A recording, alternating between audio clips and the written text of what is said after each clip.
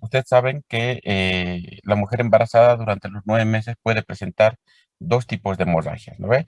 Y nosotros le hemos dividido en hemorragias de la primera mitad del embarazo y en hemorragias de la segunda mitad del embarazo, ¿ya?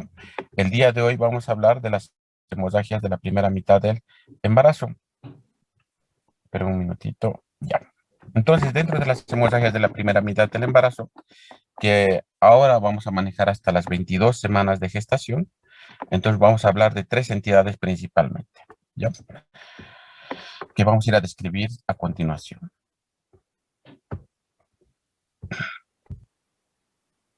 Entonces, un favor, si tienen alguna duda, alguna pregunta o algo que quieren que yo repita, me dicen para que yo vuelva a repetir o les explique mejor, ¿ya? Entonces, la mujer embarazada dentro de las primeras 22 semanas de gestación puede presentar tres tipos de sangrado a causa del embarazo. Pues, Uno es no. el aborto, que es lo más frecuente. Tenemos el embarazo ectópico y tenemos la enfermedad trofoblástica gestacional. Cualquiera de estas tres entidades, una de las características clínicas va a ser el sangrado que la paciente va a poder presentar. El tema de hoy, lo que vamos a hablar hoy día va a ser el aborto, ya que es una condición obstétrica muy frecuente de las mujeres embarazadas, principalmente de aquellas mujeres embarazadas que no quieren tener el bebé. Entonces, por este motivo puede producirse o se provoca el aborto, como vamos a ver más adelante. Entonces, el tema de hoy es aborto, ¿ya? Y el aborto es la interrupción del embarazo antes de las 22 semanas, es decir, antes de que el producto sea viable. Antes se manejaba el término de 20 semanas, pero eso ya se ha cambiado, ya no son las 20 semanas, ahora se maneja 22 semanas de gestación, porque a partir de las 22 semanas de gestación, el producto ya es viable. ¿Qué quiere decir esto? Que el embarazo, que el feto, una vez que ha nacido, después de las 22, con toda la tecnología que ahora se tiene en el servicio de neonatología, el feto o el neonato de 23 semanas puede continuar con la vida, ¿ya? Entonces nosotros vamos a definir aborto como la interrupción del embarazo antes de que éste sea viable, es decir, antes de las 22 semanas de gestación, con un peso inferior a los 500 gramos y una longitud cefalonalgas menor a 25 centímetros. Este es el concepto que nosotros vamos a manejar en cuanto a lo que es el aborto. Nosotros podemos clasificar el aborto en un aborto espontáneo, donde no hay intervención artificial que pueda interrumpir o hacer que la mujer embarazada pierda el embarazo, o puede ser un aborto inducido, que es la interrupción premeditada del embarazo. Este aborto inducido puede ser de dos tipos: el aborto terapéutico, que tiene una indicación médica, y el aborto ilegal, como ustedes bien saben, que es lo más frecuente, lamentablemente, en la mayoría de los abortos. Según su época, nosotros la vamos a clasificar, según a las semanas de gestación, la vamos a clasificar como precoz el aborto antes de las 12 semanas de gestación, y es donde más frecuentemente se van a producir los abortos antes de los 12 semanas de gestación. Después de las 12 semanas de gestación, nosotros vamos a hablar de un aborto tardío, y generalmente estos abortos tardíos son menos frecuentes, ¿ya? Lo más frecuente cuando hablamos de abortos espontáneos sin intervención médica o del médico o de medicamentosa o del personal de salud, generalmente son de menos de 12 semanas de gestación. Bueno, hablando de epidemiología, podemos decir que del total de embarazos con diagnósticos de certeza de embarazo, ya sea los movimientos fetales, en este caso porque son de menos de 22 semanas la ecografía, un 15% se pierde antes de las 22 semanas de gestación, y de estos un 80% ocurre dentro de las primeras 12 semanas de gestación. Por este motivo les mencionaba hace un momento que la mayor frecuencia de abortos generalmente se van a presentar dentro de los 3 primeros meses. Si ustedes se fijan, en aproximadamente un 80% de las de los casos. Después, en un 15% se presentan antes de las 22 semanas. Por este motivo, durante estos 3 primeros meses es muy importante que la mujer acuda a su control prenatal, porque de esta manera nosotros vamos a poder determinar si hay algún factor de riesgo que pueda producir el aborto en la mujer embarazada. En Bolivia se estima que se producen 115 abortos por día. De estos, de 40.000 o 50.000 por año. Una tercera parte de estas muertes se producen por abortos inducidos, es decir, abortos provocados, donde las pacientes van a la farmacia, consiguen las tabletas abortivas y ellas se producen el aborto, ¿verdad? Y imagínense, eso es un número que se tiene registrado. Imagínense la cantidad de pacientes que no van al centro de salud y lo abortan en sus casas. Entonces, esta cifra lo más probable es que vaya a aumentar mucho más. Ya, hablando de epidemiología. Y estamos hablando de Bolivia, que es un país pequeño. Imagínense con otros países, bueno, de Latinoamérica nomás, Brasil, Argentina, México, Estados Unidos. Entonces, esta cifra es lo más probable que sean mucho más elevadas. Bueno, se dice que si una mujer nunca ha tenido un aborto, la probabilidad que pierda el embarazo es en un 15%.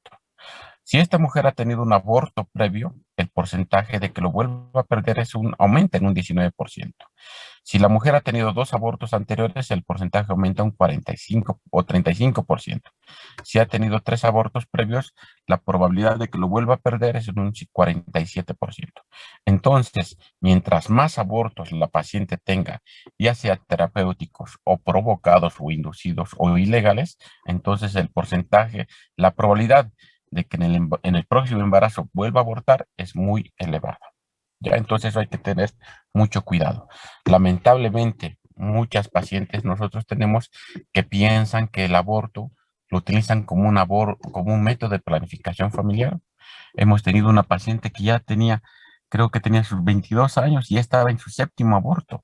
Esta paciente no se cuidaba, no hacía ningún método de planificación familiar, se embarazaba y para ella fácil era ir a la farmacia, comprar las tabletas abortivas y venir con sus hemorragias y con sangrados. Entonces hay que tener mucho cuidado con nuestras pacientes. Ahora, si bien hay factores de riesgo o factores que hay que cuidar en la mujer embarazada que pueden predisponer a que la mujer tenga un aborto espontáneo, un aborto o provocado, ilegal, pueden ser muchos factores. Dentro está, les mencionaba que cuando hablamos de una mujer embarazada, un factor de riesgo es que la mujer embarazada esté soltera, ¿verdad? Porque se embaraza no teniendo su pareja establecida, entonces la mujer muchas veces decide abortar. O es mucho mejor, bueno, que la pareja generalmente esté con su pareja para ya formar su familia, ¿no? Que haya fallado algún método de anticoncepción que hayan utilizado, que haya fallado un preservativo, que haya fallado las píldoras anticonceptivas, que hayan fallado los inyectables trimestrales, la Depo-Provera, los implantes. Ningún método es 100% seguro. Si bien son en un porcentaje elevado, son seguros para evitar el embarazo, pero hay un pequeño porcentaje donde las mujeres se pueden embarazar. Entonces también es otro factor de riesgo que puede ocurrir. Motivos económicos, con la que la pareja no tenga buenos recursos económicos y vea la posibilidad de no continuar con el embarazo, también es otro factor de riesgo. Que la pareja de la mujer lo haya abandonado, entonces es una decisión que ellas también pueden buscar, es una salida que ellas pueden buscar a este abandono de la pareja. Que el hijo no sea un embarazo deseado, puede ser producto de una violación.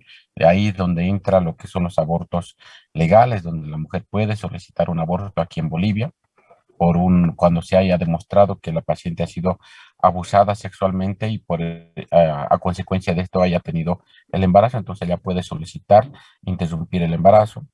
En mujeres adolescentes también es muy frecuente, lamentablemente, las cifras se están elevando mucho porque no hay un control adecuado, no hay una buena orientación de los estudiantes, y los estudiantes están teniendo relaciones sexuales sin protección, y también puede llevar muchas veces a esto, ¿no?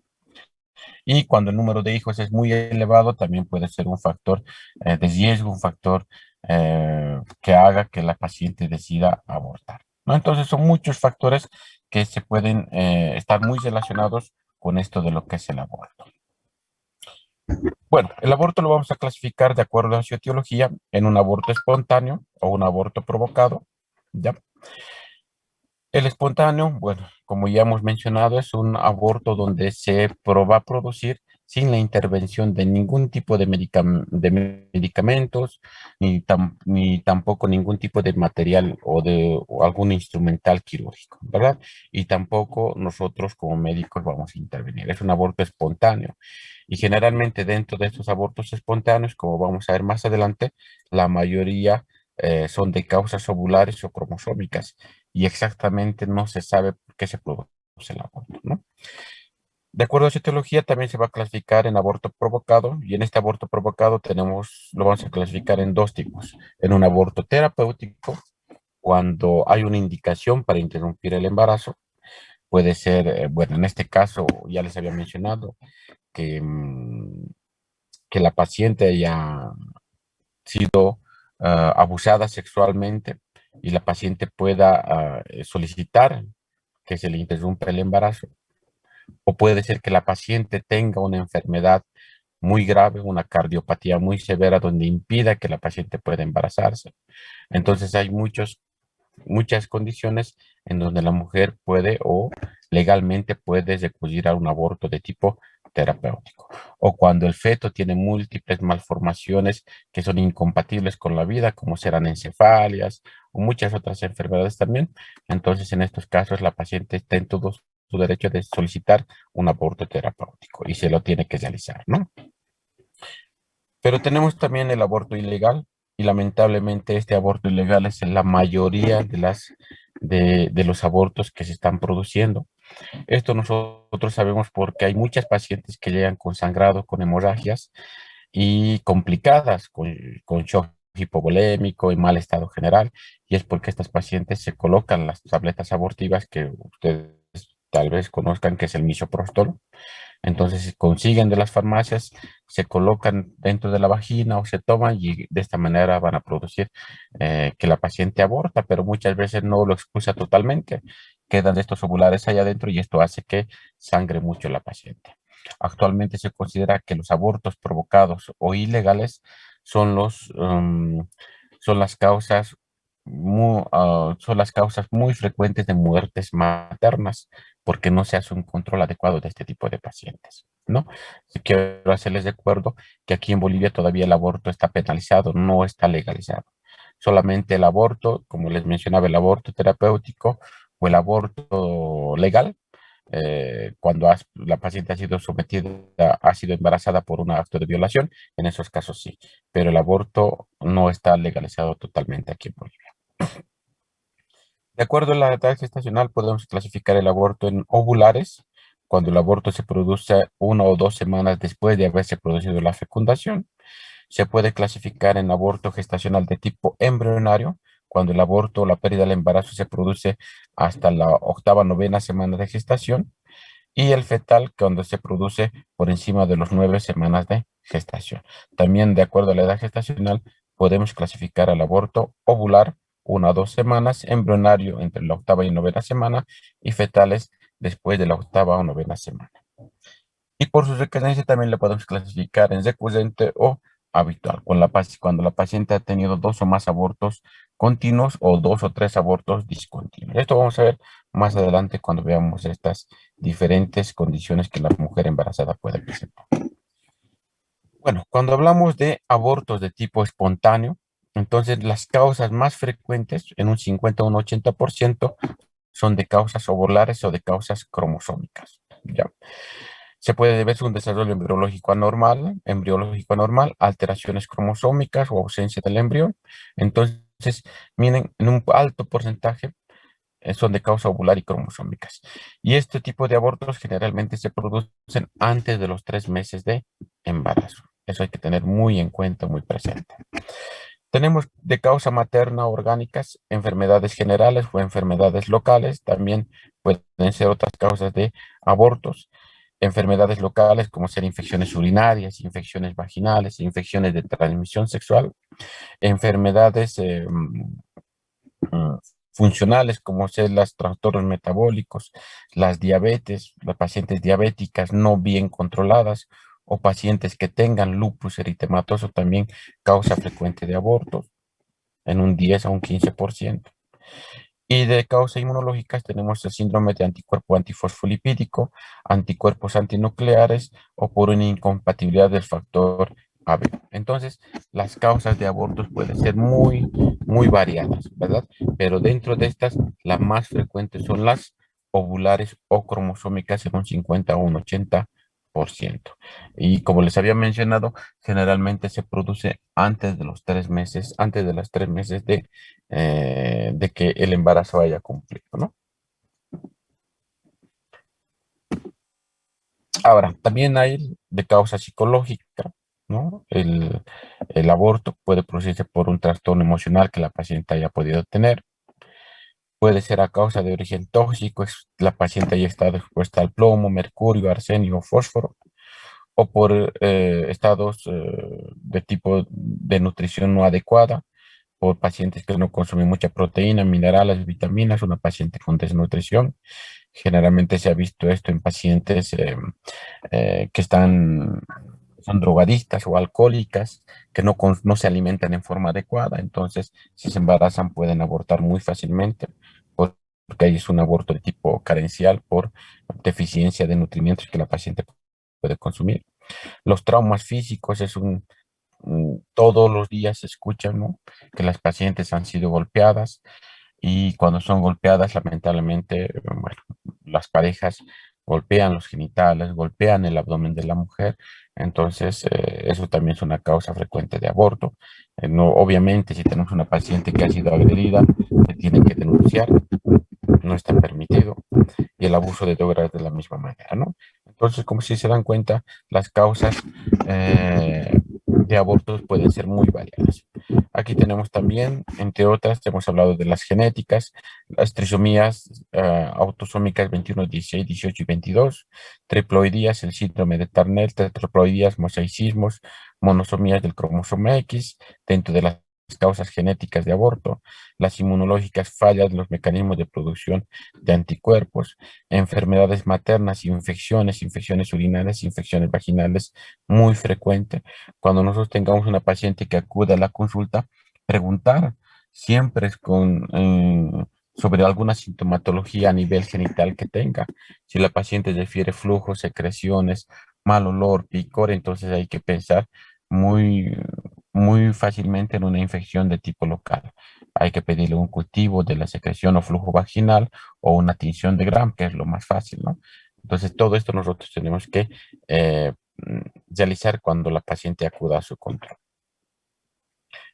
Trastornos carenciales, factores psicosomáticos, anormalidades a nivel del cuerpo uterino, malformaciones congénitas, hipoplasias o displasias que se puede presentar a nivel del útero, sinequias, que son adherencias que se pueden presentar a aquellas pacientes que han sido sometidas a procedimientos de legrados o a MEUS también, o algún proceso infeccioso uterino, una endometritis también puede producir adherencias que hace que la paciente aborte, ¿no? Una insuficiencia del orificio cervical interno, también puede ser. Tumores como ser los miomas, deficiente preparación del endometrio, y esto muy relacionado con una alteración hormonal. Dentro de las causas endocrinológicas, patologías tiroideas, pacientes diabéticas no bien controladas, pacientes que tienen una insuficiencia del cuerpo lúteo. Ustedes saben que el cuerpo lúteo es el encargado de producir hormonas prolactina, perdón,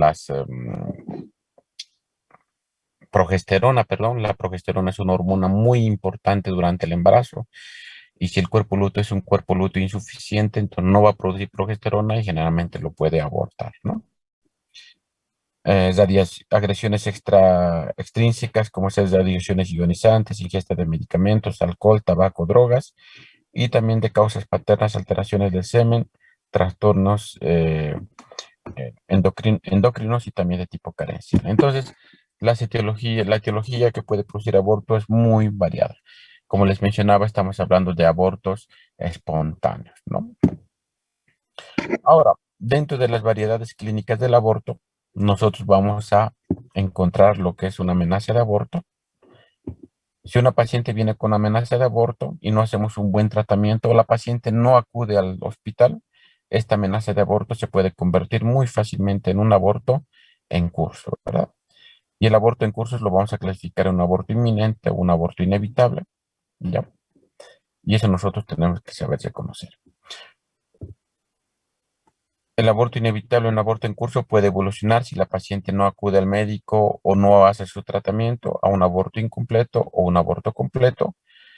Entonces es las variedades clínicas del aborto de nuestra paciente. Vamos a hablar de la amenaza de aborto. La amenaza de aborto es una condición obstétrica, les vuelvo a repetir, donde la mujer va a empezar a sentir una sintomatología característica de la amenaza de aborto. Y lo primero que la paciente va a presentar es sangrado. Este sangrado tiene una característica. El sangrado es en poca cantidad o escasa cantidad y de color rojo oscuro. Puede ser rojo rutilante, pero lo más frecuente es que sea rojo oscuro. Estamos hablando de una amenaza de aborto. La paciente, aparte del sangrado, va a referir dolor, dolor a nivel de la región del hipogastrio. Es un dolor de tipo cólico, un dolor de tipo espasmódico. La paciente va a decir, se pone duro aquí en mi barriga y calma y pone duro. Entonces son contracciones de tipo espasmódicas. Otra característica. Y el dolor es de leve a moderada intensidad. ¿Ya? Y cuando nosotros vamos a revisar a nuestra paciente, estamos hablando de una amenaza de aborto, vamos a hacer un examen especular y al fondo del examen especular, cuando hemos colocado el espéculo, al fondo de la vagina, vamos a observar el cuello cervical. Y la característica del cuello cervical en una paciente con amenaza de aborto es que no hay modificación cervical, es decir, no hay dilatación y tampoco borramiento. Lo que sí vamos a evidenciar es que haya salida de sangre rojo oscuro en poca o escasa cantidad proveniente del orificio cervical interno. Eso es la característica clínica de una amenaza de aborto. ¿Ya? ¿Cuál es el manejo? Bueno, el manejo, vamos a volver a repetir más adelante, el manejo puede ser ambulatorio o puede ser internando a nuestra paciente. ¿Ya? El aborto en curso. Si esta paciente no se ha cuidado, no ha venido al hospital, ha seguido haciendo su actividad, ha seguido trabajando, no ha hecho reposo, evoluciona a un aborto en curso. El aborto en curso lo vamos a clasificar en un aborto inminente o un aborto inevitable. El aborto en curso se va a caracterizar porque el sangrado va a aumentar. Ya no va a ser rojo oscuro en poca o escasa cantidad. El sangrado puede ser ya rojo rutilante en moderada cantidad. Incluso mm, puede referir la paciente la presencia de coágulos, porque es un sangrado activo que la paciente va a presentar cuando hablamos de un aborto en curso. ¿Ya? Y la paciente también muy en relación al dolor, va a presentar un dolor a nivel del hipogastro, pero el dolor va a ser de moderada a muy elevada intensidad. ¿Ya? Entonces estamos hablando de un aborto en curso inminente, ¿verdad? Hacemos el examen especular y al fondo de la vagina vamos a evidenciar que hay modificaciones cervicales. Esta paciente con un aborto en curso de tipo inminente va a tener dilatación cervical. El cuello cervical se va a estar entreabierto, ¿ya? Pero la característica de este aborto inminente es que las membranas ovulares van a estar íntegras, ¿ya? No se han roto las membranas ovulares. Va a estar dilatado el cuello, pero las membranas están íntegras. Esta paciente con un aborto inminente se puede hacer el tratamiento, se puede internar a la paciente, se la pone en reposo, incluso se puede cesar el orificio cervical a través de un procedimiento quirúrgico que se denomina cerclaje. Se lo puede cesar el orificio y el embarazo puede continuar, ¿ya? Pero esta paciente con un aborto inminente, si no se hace un buen control, no se interna a la paciente, puede evolucionar a un aborto inevitable. ¿Cuál es la característica clínica del aborto inevitable? El sangrado es rojo rutilante en abundante cantidad, puede haber presencia de coágulos sanguíneos, el dolor es muy intenso a nivel del hipogastrio. Al examen especular se va a evidenciar modificaciones cervicales, hay dilatación cervical, pero también se va a evidenciar salida de líquido amniótico. Quiere decir que las membranas ovulares se han roto. Entonces, la diferencia clínica entre un aborto inminente y un aborto inevitable es la integridad de las membranas ovulares. En un aborto inminente, las membranas ovulares, el amnios y el corion están íntegros. En cambio, el aborto inevitable, las membranas ovulares se han roto. ¿Ya? Entonces, esa es la diferencia clínica entre estos dos tipos de aborto. Les había mencionado que hasta aquí podemos controlar el embarazo. El embarazo puede seguir, pero si las membranas ovulares se han roto, lamentablemente ya no se puede hacer nada con el embarazo. El embarazo se tiene que interrumpir, porque el riesgo de infección no solamente al feto que puede estar vivo, imagínense un feto de 20, 21 semanas, el feto está vivo ahí, se escucha su fetocardia, todo normal, pero ya no hay líquido amniótico. El riesgo infeccioso es muy elevado. Por este motivo, la conducta en un aborto inevitable es directamente interrumpir el embarazo. El embarazo ya no va en esta paciente. Hay que tal vez inducir la maduración cervical y hacer que la paciente expulse al producto, al feto, que el feto puede estar vivo también, lo expulsa, y si este aborto inevitable puede convertir en un aborto incompleto o un aborto completo. ¿Qué quiere decir aborto incompleto? Que los restos ovulares se han quedado dentro del útero. Y si hay restos ovulares dentro del útero, nosotros tenemos que hacer una MEU o tenemos que hacer un legrado. Bueno, hola, ¿me escuchan? ¿Está todo bien?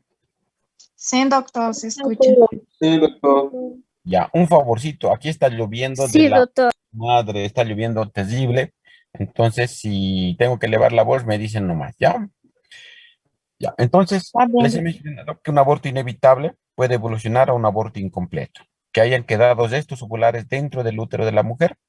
Entonces en este caso tenemos que hacer un AMEU o tenemos que hacer un legrado, es decir, hacer una limpieza de la cavidad uterina. Cuando la paciente tiene el diagnóstico de aborto incompleto, bueno, ustedes saben que ha expulsado el feto, ha salido el líquido amniótico y ha salido parte de la placenta, ¿verdad? Entonces, ese útero, ¿cómo estará? ¿Va a estar adecuado a la edad gestacional? ¿Va a estar mayor a la edad gestacional? ¿O va a estar menor a la edad gestacional? Como ya no hay feto, no hay líquido amniótico, no hay placenta, ese útero va a disminuir de tamaño, ¿ya? Un favor, como están viendo, el tiempo ya se va a terminar, tenemos 10 minutitos. Si se terminan los 10 minutos, vamos a volver a entrar por el mismo link, ¿ya? La misma conversación. Entonces, el útero va a estar pequeño para la edad gestacional, porque ya no hay feto, no hay placenta, no hay líquido amniótico. La paciente va a presentar sangrado transvaginal con presencia de coágulos y también puede evidenciarse presencia de restos ovulares a través del orificio cervical, ¿ya?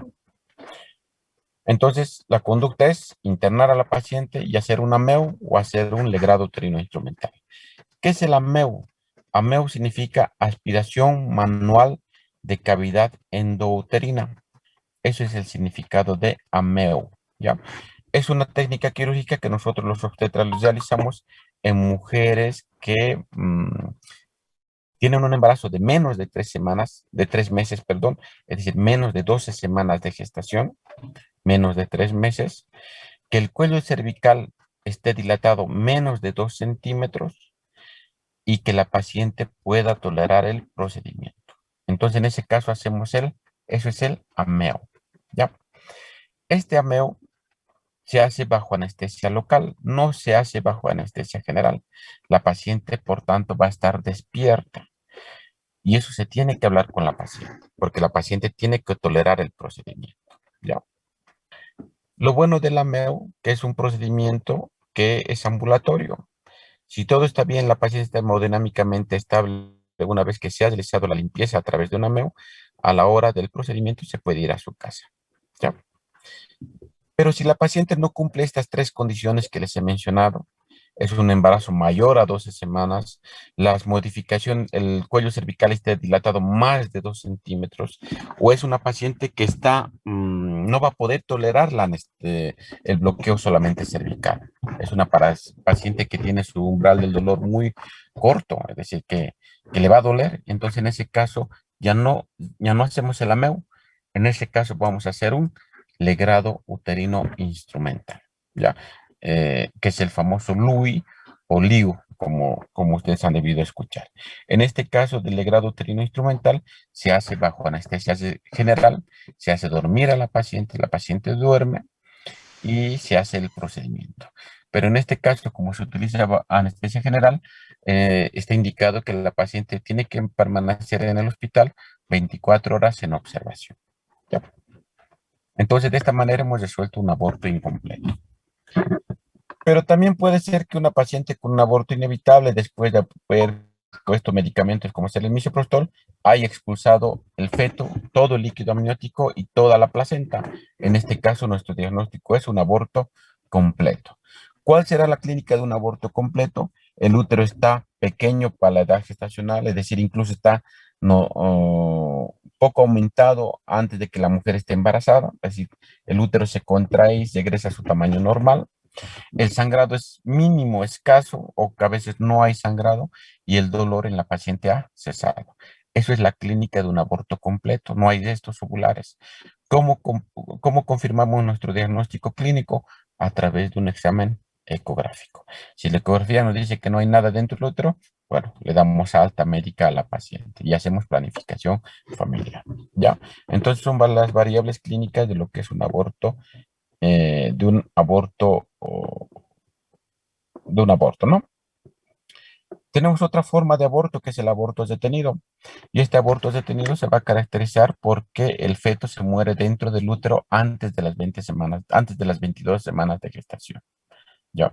Entonces la paciente a veces llega a la consulta, no sabe que el bebé se ha muerto. Le hacemos un examen ecográfico y resulta que el feto está muertito. O son pacientes que estaba creciendo el útero normal a las 20, 19 semanas normal y de repente la paciente dice, no, mi útero ya no crece, más bien ha disminuido de tamaño. Entonces, resulta que cuando el feto está muerto ya no va a crecer, obviamente.